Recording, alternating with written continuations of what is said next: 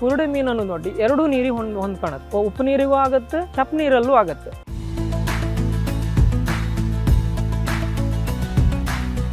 ಒಂದೇ ಕೆಜಿಯಲ್ಲಿ 3 ಭಾಗವನ್ನು ಮಾಡೋಕ್ಕಾಗುತ್ತೆ. ಹಾಗೆ ಮಾಡ್ರೆ ಮಾತ್ರ ನಮ್ಗೆ ಸಕ್ಸಸ್ ಆಗುತ್ತೆ.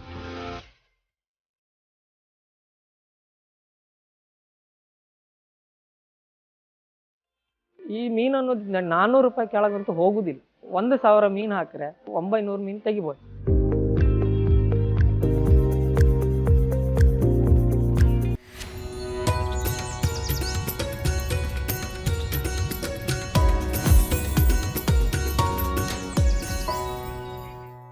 ಕಡಿಮೆ ಜಾಗದಲ್ಲಿ ಹೆಚ್ಚು ಮೀನು ಸಾಕಣೆ.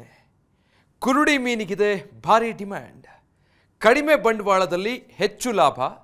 ಪಂಜರ ಮೀನು ಕೃಷಿ ಖಜಾನೆಗೆ ಸ್ವಾಗತ. ನಾನು ವಿಜಯ್ ವೀರಪ್ಪ.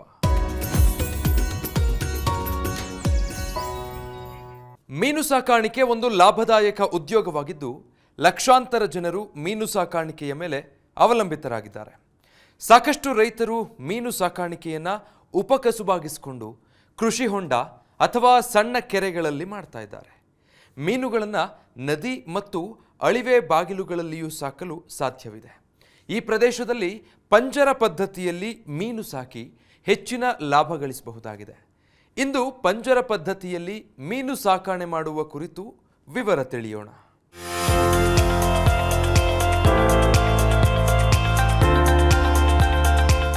ಪೋಷಕಾಂಶಗಳ ಆಗಾರವಾಗಿರುವ ಮೀನುಗಳಿಗೆ ಪ್ರಪಂಚದಾದ್ಯಂತ ಭಾರಿ ಡಿಮ್ಯಾಂಡ್ ಇದೆ. ಹಾಗಾಗಿ ಕಡಲ ಮೀನುಗಾರಿಕೆಯ ಜೊತೆಯಲ್ಲಿಯೇ ಒಳನಾಡ ಮೀನುಗಾರಿಕೆಯೂ ಹೆಚ್ಚು ಪ್ರಚಲಿತದಲ್ಲಿದೆ. ವಾಸ್ತವವಾಗಿ ಕಡಲ ಮೀನುಗಾರಿಕೆಗಿಂತಲೂ ಒಳನಾಡು ಮೀನುಗಾರಿಕೆಯಲ್ಲಿ ಹೆಚ್ಚು ಮೀನಿನ ಉತ್ಪತ್ತಿ ಸಿಗ್ತಾ ಇದೆ. ಹಾಗಾಗಿ ಜಲಾಶಯಗಳ ಹಿನ್ನೀರು, ಕೆರೆ, ಹೊಂಡ, ನದಿ, ಸಣ್ಣ ಕೃಷಿ ಹೊಂಡಗಳಲ್ಲಿಯೂ ಮೀನು ಸಾಕಣೆ ಮಾಡಲಾಗ್ತಾ ಇದೆ.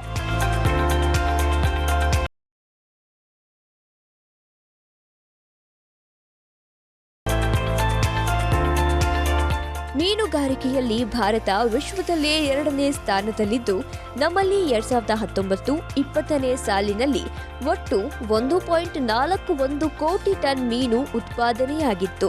ಇದರಲ್ಲಿ ಒಳನಾಡು ಮೀನುಗಾರಿಕೆಯಿಂದ 1.04 ಕೋಟಿ ಟನ್ ಮೀನು ಉತ್ಪಾದನೆಯಾಗಿದ್ರೆ, ಕಡಲ ಮೀನುಗಾರಿಕೆಯಿಂದ 37.27 ಲಕ್ಷ ಟನ್ ಮೀನು ಉತ್ಪಾದನೆಯಾಗಿತ್ತು. ಇನ್ನು ಕರ್ನಾಟಕದಲ್ಲಿ 2021-22 ಸಾಲಿನಲ್ಲಿ 10,73,000 ಟನ್ ಮೀನು ಉತ್ಪಾದನೆಯಾಗಿತ್ತು. ಇದರಲ್ಲಿ ಕಡಲ ಮೀನುಗಾರಿಕೆಯಿಂದ 5.89 ಲಕ್ಷ ಟನ್ ಮೀನು ಸಿಕ್ಕಿದ್ರೆ, ಒಳನಾಡು ಮೀನುಗಾರಿಕೆಯಿಂದ 4.84 ಲಕ್ಷ ಟನ್ ಮೀನು ದೊರೆತಿತ್ತು.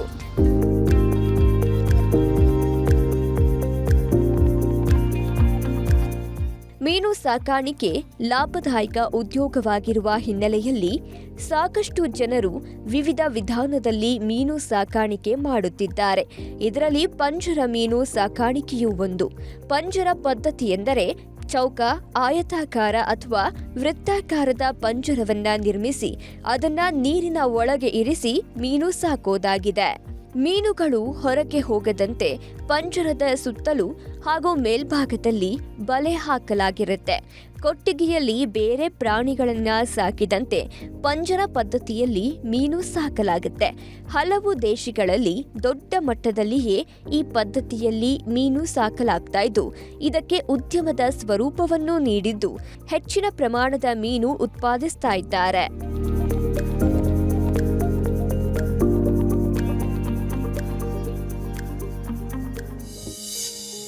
10 ವರ್ಷದಿಂದ ಮೀನು ಸಾಕ್ತಾ ಇರುವ ರೈತ. ಈ ಪಂಜರ ಪದ್ಧತಿಯಲ್ಲಿ ಉಡುಪಿ ಜಿಲ್ಲೆಯ ಕುಂದಾಪುರ ತಾಲೂಕಿನ ತಲ್ಲೂರಿನ ರವಿ ಖಾರ್ವಿ ಎಂಬುವವರು ಪಂಜರ ಕೃಷಿಯಲ್ಲಿ ಮೀನು ಸಾಕಿ ಯಶಸ್ವಿಯಾಗಿದ್ದಾರೆ.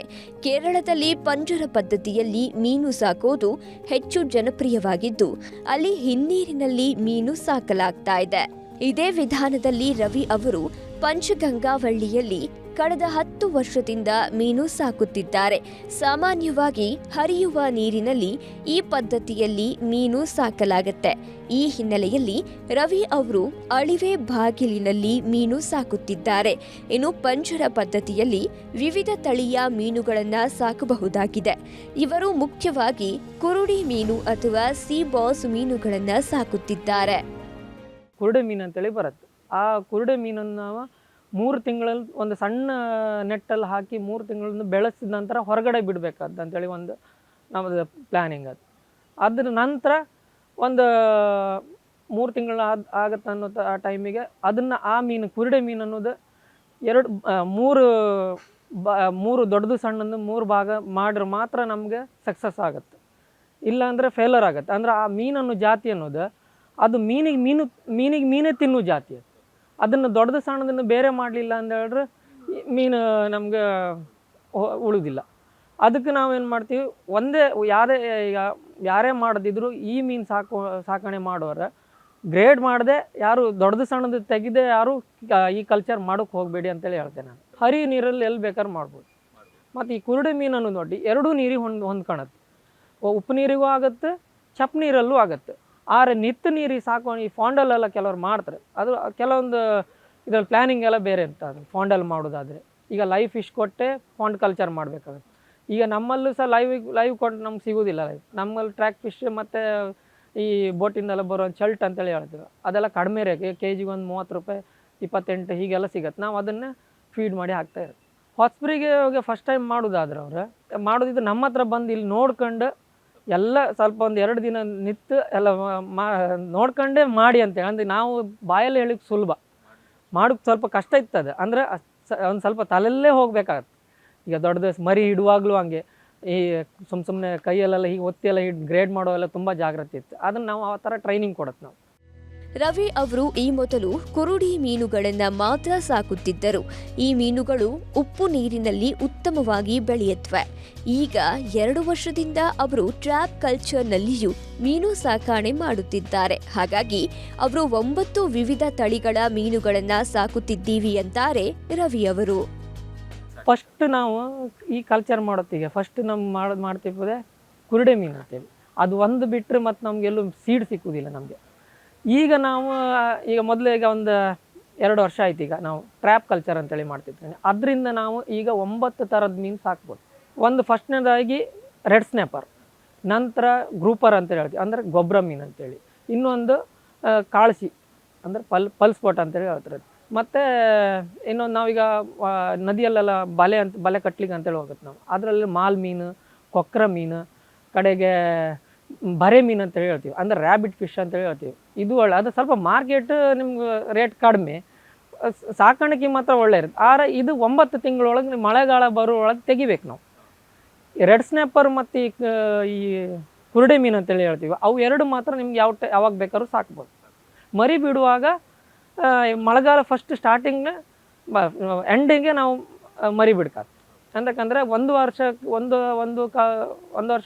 4 ತಿಂಗಳಾದ್ರು ಬೇಕು 1 ರಿಂದ 1.5 kg ಬರಲಿಕ್ಕೆ. ರೇಟ್ ಸ್ವಲ್ಪ ಜಾಸ್ತಿ, ಆದ್ರೆ ಅಷ್ಟೇ ಕೆಲಸ ಇತ್ತು. ಗ್ರೇಡ್ ಮಾಡಿದ್ರೆ ಮಾತ್ರ ಆ ಮೀನುಗಳು ಉಳುದು. ಈ ರೆಡ್ ಸ್ನ್ಯಾಪರ್ ಅಂತೇಳಿ ಹೇಳುತ್ತಾ, ಅದು ನಮಗೆಲ್ಲೂ ಸಿಗೋದಿಲ್ಲ ಸೀಡ್. ಇದು ನಾವು ಹೊಳೆಯಲ್ಲೇ ಕಲೆಕ್ಟ್ ಮಾಡಿ ನಾವು ಅದನ್ನೇ ಹಿಡ್ದೇ ಸಾಕಾಗ್ತದೆ. ಇಲ್ಲಾಂದ್ರೆ ಈ ಕೆಲವರಿಗೆ ಗಾಳಕ್ಕೆಲ್ಲ ಹೋಗೋರು, ಬಲೆ ಹೋಗೋರು, ಅವರೆಲ್ಲ ಒಂದು 50 ರೂಪಾಯಿ 70 ರೂಪಾಯಿ 100 ರೂಪಾಯಿ ಹಿಂಗೆ ನಮ್ಗೆ ಕೊಟ್ಟು ಹೋಗ್ತಾರೆ. ನಮ್ಗೆ ಅದನ್ನೇ ತಗೊಂಡು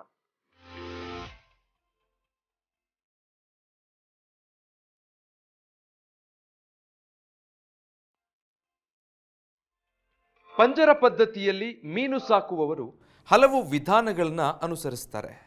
ರವಿಯವರು ಮೀನುಗಾರಿಕೆಯ ಅನುಭವದ ಆಧಾರದಲ್ಲಿ ಪಂಜರದಲ್ಲಿ ಹಲವು ಮಾರ್ಪಾಡುಗಳನ್ನು ಮಾಡಿ ಮೀನು ಸಾಕುತ್ತಿದ್ದಾರೆ. ರವಿಯವರು ಯಾವ ಪದ್ಧತಿಯಲ್ಲಿ ಮೀನು ಸಾಕುತ್ತಿದ್ದಾರೆ ಅನ್ನೋ ವಿವರ ತಿಳಿಯೋಣ. 20x10 ಅಳತೆಯಲ್ಲಿ ಪಂಜರದಲ್ಲಿ ಮೀನು ಸಾಕಾಣೆ. ಮೀನು ಸಾಕಾಣೆ ಮಾಡುವವರು ತಮ್ಮ ಅನುಕೂಲಕ್ಕೆ ತಕ್ಕ ಅಳತೆಯ ಪಂಜರದಲ್ಲಿ ಮೀನು ಸಾಕಬಹುದು. ಕೇಂದ್ರ ಸರ್ಕಾರ 13x13 ಅಡಿ ಅಳತೆಯ ಪಂಜರಕ್ಕೆ ಸಬ್ಸಿಡಿ ನೀಡುತ್ತೆ.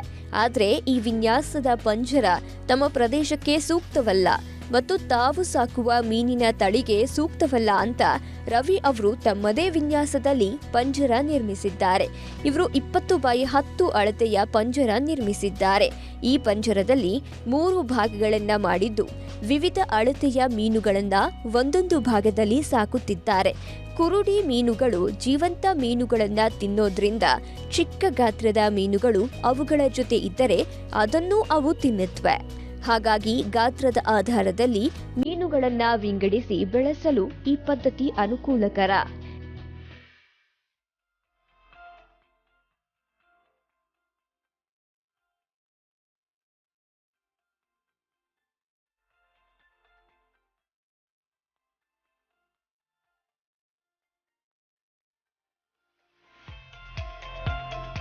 ಇನ್ನು ಪಂಜರವನ್ನ ಜಿಐ ಪೈಪ್ ಬಳಸಿಯೂ ತಯಾರಿಸಬಹುದು.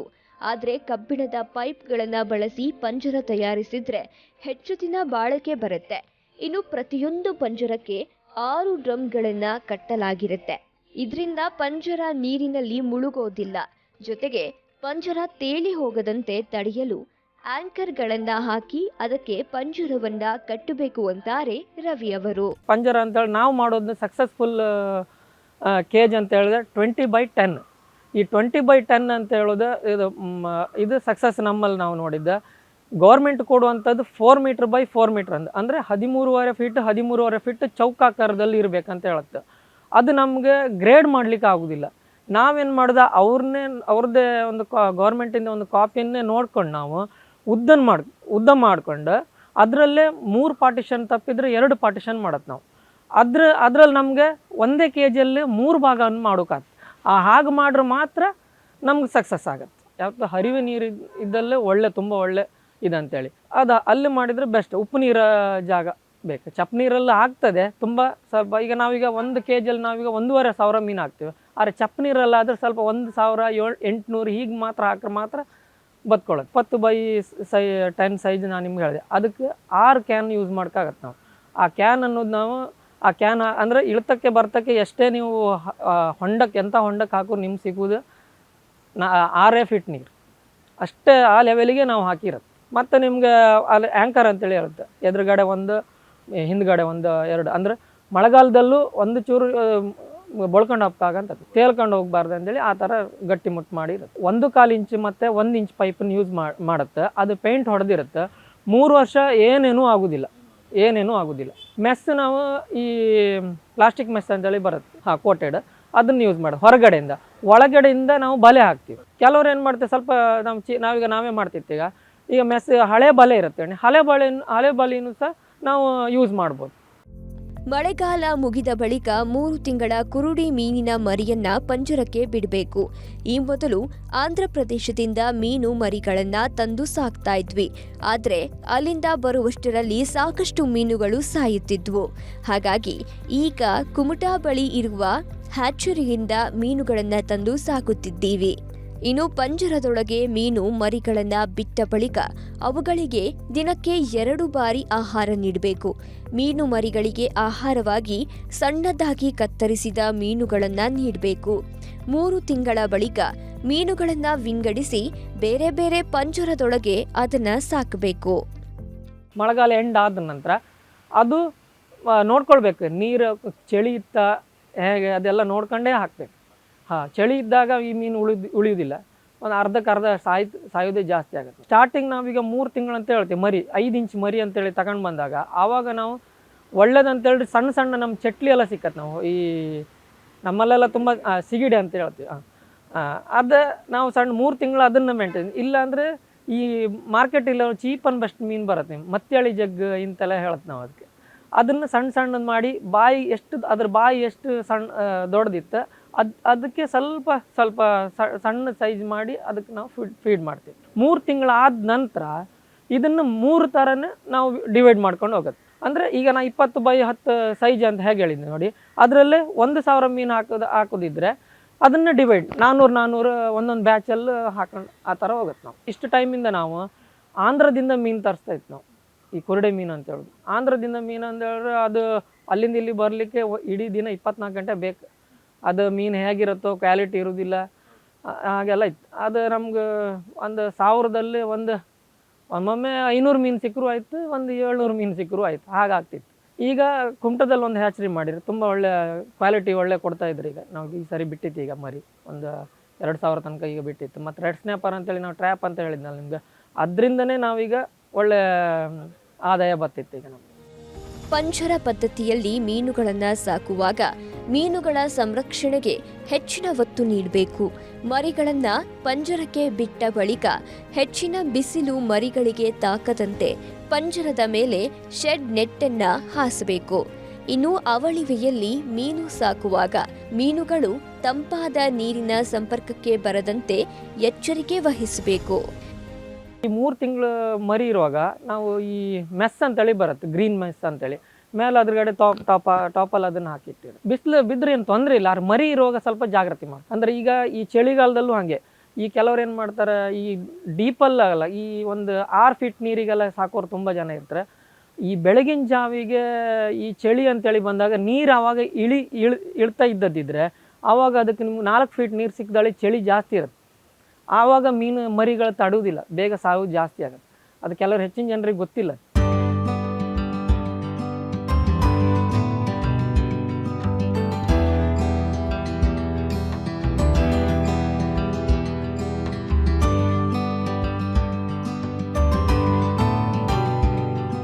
ಪಂಜರ ಪದ್ಧತಿಯಲ್ಲಿ ಮೀನು ಸಾಕಣೆ ಮಾಡೋದ್ರಿಂದ ಹೆಚ್ಚು ಲಾಭ ಗಳಿಸಲು ಸಾಧ್ಯ ಇದೆ. ಕೇವಲ ಒಂದೇ ಪಂಜರದಲ್ಲಿ ಲಕ್ಷಗಳಲ್ಲಿ ಲಾಭ ಪಡೆಯಬಹುದು. ಇನ್ನು ರವಿಯವರು ಎಷ್ಟು ಲಾಭ ಪಡೆಯುತ್ತಿದ್ದಾರೆ ಅನ್ನೋದನ್ನು ನೋಡೋಣ ಬನ್ನಿ.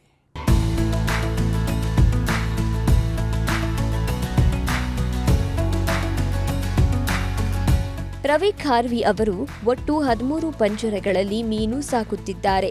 ಮೀನುಗಳಿಗೆ ಪ್ರತಿದಿನವೂ 2 ಬಾರಿ ಆಹಾರ ಕೊಡಬೇಕು. 2 ಬಾರಿ ಆಹಾರ ಕೊಟ್ಟಾಗ ಮಾತ್ರ ಅವು ನಿಗದಿತ ಅವಧಿಯಲ್ಲಿ ಉತ್ತಮ ಬೆಳವಣಿಗೆ ಹೊಂದುತ್ತವೆ. ಇಲ್ಲದಿದ್ದರೆ ಬೆಳವಣಿಗೆ ಹೊಂದಲು ಹೆಚ್ಚಿನ ಕಾಲಾವಧಿ ಬೇಕಾಗುತ್ತೆ. ಇವರು ಕುರುಡಿ ಮೀನುಗಳಿಗೆ ಮೀನಿನ ವೇಸ್ಟ್ ಆಹಾರವಾಗಿ ನೀಡ್ತಾ ಇದ್ದಾರೆ. ಇನ್ನು ಮೀನುಗಳ ಆಹಾರ ನಿರ್ವಹಣೆಗೆ ಅಂತ 3 ಜನರು ಬೇಕಾಗ್ತಾರೆ.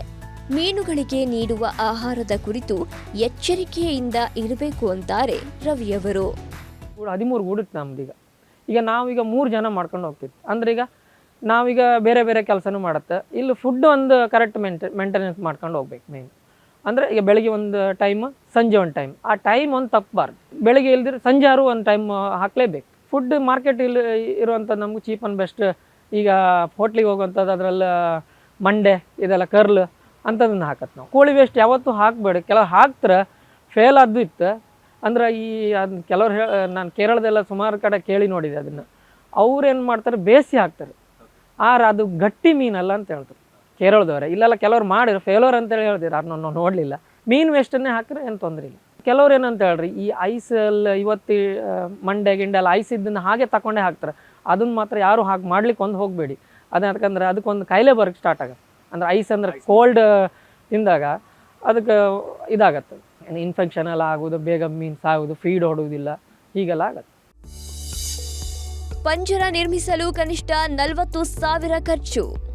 ಹೊಸದಾಗಿ ಮೀನು ಸಾಕಾಣೆ ಮಾಡುವವರು ಒಂದು ಪಂಜರದಿಂದ ಮೀನು ಸಾಕಾಣೆ ಮಾಡಬಹುದು. ಪಂಜರವನ್ನ GI ಪೈಪ್ ಅಥವಾ ಕಬ್ಬಿಣ ಬಳಸಿ ನಿರ್ಮಿಸಬಹುದು. 20x10 ಅಳತೆಯ ಒಂದು ಪಂಜರ ನಿರ್ಮಿಸಲು ಕನಿಷ್ಠ 40,000 ರೂಪಾಯಿ ಖರ್ಚು ಬರುತ್ತೆ. ಇನ್ನು 4 ರಿಂದ 6 ಇಂಚಿನ ಮೀನು ಮರಿಗಳನ್ನ ತಂದು ಪಂಜರದೊಳಗೆ ಬಿಡಬೇಕು. ಮರಿಗಳ ಬೆಲೆ 45 ರಿಂದ 70 ರೂಪಾಯಿವರೆಗೆ ಇದೆ. ಇನ್ನು ಒಂದು ಪಂಜರದಲ್ಲಿ ಮೀನು ಸಾಕಲು ಆರಂಭಿಕ ಬಂಡವಾಳ ಪಂಜರಕ್ಕೆ 40 ರಿಂದ 50 ಸಾವಿರ ಹಾಗೂ ಮೀನು ಮರಿಗಳಿಗೆ 70 ಸಾವಿರ ಖರ್ಚು ಬರುತ್ತೆ. ಕೆಲವ್ರು ಏನು ಮಾಡ್ತಾರೆ, 1 kg ಇಟ್ಕೊಂಡು ಈಗ ಕೇಜ್ ಕಲ್ಚರ್ ಮಾಡ್ತಾರೆ. 1 kg ಇದ್ದರೆ ನಾವು ಹೇಳೋ ರೀತಿಯಲ್ಲಿ ಮಾಡ್ರೆ ನೀವು ಸಕ್ಸಸ್ ಆದ್ರಿ. ಹೇಗಂತೇಳಿ, ಈಗ 1 kgಯಲ್ಲಿ ನಿಮ್ಮ ಪಾರ್ಟಿಷನ್ ಇರೋದಿಲ್ಲ, ಏನು ಇರೋದಿಲ್ಲ. ರೆಡ್ ಸ್ನ್ಯಾಪರ್ ಹಾಕೋದಿದ್ರೆ ನೀವು 1 kgಯಲ್ಲಿ ಮಾಡಿ, ಈ ಸೀಬಾಸ್ ಅಂತದ್ದು ಕುರುಡಿ ಮೀನು ಇತ್ತು ನೋಡಿ, ಅದು ನೀವು ಹಾಕೋದಿದ್ರೆ ನೀವು 1 kgಯಲ್ಲಿ 2 ಪಾರ್ಟಿಷನ್ ಆರು ಮಾಡ್ಕೊಂಡಾರು ಕೇಜ್ ಕಲ್ಚರ್ ಮಾಡ್ರೆ ಬೆಟರ್. ನಂಗೆ ಒಬ್ಬರು ಮಾಡೋರು ಇನ್ವೆಸ್ಟ್ಮೆಂಟ್ ನಿಮಗೆ ನೀವು ಮಾಡ್ಕೊಂಡಾಗೆ ನೆಟ್ ನೀವೀಗ ಸ್ವಲ್ಪ ಚೀಪ್ ಕ್ವಾಲಿಟಿ ಎಲ್ಲ ಸಿಗತ್ತೆ. ಈಗ ರಾಡಲ್ಲೂ ಹಾಗೆ, GI ಪೈಪಲ್ಲೂ ಹಾಗೆ. ಈಗ ಪೈಪಲ್ಲಿ ಈಗ 750 ರೂಪಾಯಿಂದ ಸ್ಟಾರ್ಟ್ ಆಗುತ್ತೆ, 1700 ತನಕ ಇತ್ತು ನಿಮಗೆ. ಅದ್ರಲ್ಲಿ ನೀವು ಸೆಲೆಕ್ಟ್ ಅಂದರೆ ಚಾಯ್ಸ್ ಮಾಡ್ದಂಗೆ. ಒಂದು ಬಾಕ್ಸ್ ಮಾಡಲಿಕ್ಕೆ 20x10 ಸೈಜ್ ಮಾಡಲಿಕ್ಕೆ ನೀವು ಲಾಸ್ಟ್ ಎಂಡ್ ಆಗಿ ಒಂದು 40,000 ರೂಪಾಯಿ ಆದರೂ ಬೇಕೇ ಬೇಕು. ಮೀನು ಮರಿಗೆ ಇವಾಗ ರೇಟ್ ಅಂದರೆ 70 ರೂಪಾಯಿ ತನಕ ಬಂದಿತ್ತು. ಈಗ 6 ಇಂಚ್ ಮರಿಗೆ ಮಿನಿಮಮ್ ಬಿಡುವಂಥ ಸೈಜ್ ಅಂತ ಹೇಳಿದ್ರೆ 4 ರಿಂದ 5 ಇಂಚ್. ಅದು ನಿಮ್ಗೊಂದು 45 ರೂಪಾಯಿ ತನಕ ಸಿಗತ್ತೆ. ಈಗ 1 kg ಕುರುಡಿ ಮೀನಿಗೆ 350 ರಿಂದ 500 ರೂಪಾಯಿ ಬೆಲೆ. ಮೀನುಗಳು 1-1.5 ಕೆಜಿ ತೂಕ ಬಂದಾಗ ಮೀನುಗಳನ್ನ ಹಿಡಿದು ಮಾರಬಹುದು. ಮೀನುಗಳನ್ನ ಸಾಕಲು ಮತ್ತು ಕೂಲಿ ಎಲ್ಲ ಸೇರಿ ವರ್ಷಕ್ಕೆ ಸುಮಾರು 2 ಲಕ್ಷ ರೂಪಾಯಿ ಖರ್ಚು ಬರುತ್ತೆ. ಇನ್ನು ಈ ಲೆಕ್ಕಾಚಾರದಲ್ಲಿ ಆರಂಭಿಕ ಬಂಡವಾಳ ಎಲ್ಲ ಸೇರಿ 1 ವರ್ಷ ಮೀನು ಸಾಕಲು 3 ಲಕ್ಷದವರೆಗೆ ಖರ್ಚು ಬರುತ್ತೆ. ಕುರುಡೆ ಮೀನಿಗೆ ಮಾರುಕಟ್ಟೆಯಲ್ಲಿ ಹೆಚ್ಚಿನ ಡಿಮ್ಯಾಂಡ್ ಇದ್ದು 1 ಕೆಜಿಗೆ 350ರಿಂದ 500 ರೂಪಾಯಿವರೆಗೆ ಬೆಲೆ ಇದೆ. ಈ ಹಿನ್ನೆಲೆಯಲ್ಲಿ ಒಂದು ಪಂಜರದಲ್ಲಿ 1200 ಕೆಜಿ ಇಳುವರಿ ಸಿಕ್ಕರೂ 400 ರೂಪಾಯಿ ಬೆಲೆಯಂತೆ 4,80,000 ಆದಾಯ ಬರುತ್ತೆ. ಹಾಗಾಗಿ ಮೊದಲ ವರ್ಷವೇ ಹಾಕಿದ ಬಂಡವಾಳ ವಾಪಸ್ಸಾಗುತ್ತೆ. ಜೊತೆಗೆ ಕನಿಷ್ಠ 1.5 ಲಕ್ಷ ರೂಪಾಯಿ ಲಾಭ ಗಳಿಸಬಹುದು ಅಂತಾರೆ ರವಿಯವರು. 2 ಟೈಮ್ ಫೀಡ್ ಮಾಡ್ರೆ 1 ವರ್ಷಕ್ಕೆ ನಮ್ಮ ಕ್ರಾಪ್ ತೆಗಿಲಕ್ಕೆ. ಅದೇ 1 ಟೈಮ್ ಫೀಡ್ ಮಾಡಿದ್ರೆ ನಿಮಗೆ 1.5 ವರ್ಷ ಆದ್ರೂ ಬೇಕೇ ಬೇಕು. 1ರಿಂದ 1.5. ಇಷ್ಟು ವರ್ಷದಿಂದ ನಾವು ಮಾಡ್ಕೊಬಂದು ನಮ್ಮ ಲೋಕಲ್ ಮಾರ್ಕೆಟ್ ಇಲ್ಲಿನವರೇ ನಮ್ಮ ಲೋಕಲ್ನವರೇ ತಗೊಂಡೋಗಿ ಗೋವಾ ಪರ್ಚೇಸ್ ಮಾಡ್ತಾರೆ ಅವರು. ನಾವು ಇಲ್ಲ ಸ್ಟಾರ್ಟಿಂಗ್ ಒಂದು 380ರಿಂದ 400-500 ರೂಪಾಯಿ ತನಕ ಕೊಟ್ಟದ್ದು. ಈ ಸಾರಿ ನಾವು 500 ರೂಪಾಯಿ ಕೊಟ್ಟಿದ್ದು. ನಾವು ಅಷ್ಟು ಡಿಮ್ಯಾಂಡ್ ಬಂದಿತ್ತು ಕೆ ಜಿಗೆ. ಅಂತೂ ಈಗ ಈ ಮೀನನ್ನು 400 ರೂಪಾಯಿ ಕೆಳಗಂತೂ ಹೋಗೋದಿಲ್ಲ ನೋಡಿ. ಈಗ 1 ಕೆ ಜಿಗೆ 20x10 ಸೈಜಲ್ಲಿ ನಾವು 1,000 ಮೀನು ಹಾಕಿದ್ರೆ 1,000ದಲ್ಲಿ ಒಂದು ಒಳ್ಳೆ ಮಾಡಿ ಮಾಡಿದ್ರೆ 900 ಮೀನು ತನಕ ನಾವು ಒಳ್ಳೆ ಗ್ರೇಡ್ ಎಲ್ಲ ಒಳ್ಳೆ ಕರೆಕ್ಟಾಗಿ ಮಾಡ್ಕೊಂಡು ಹೋದರೆ 900 ಮೀನು ತೆಗಿಬೋದು.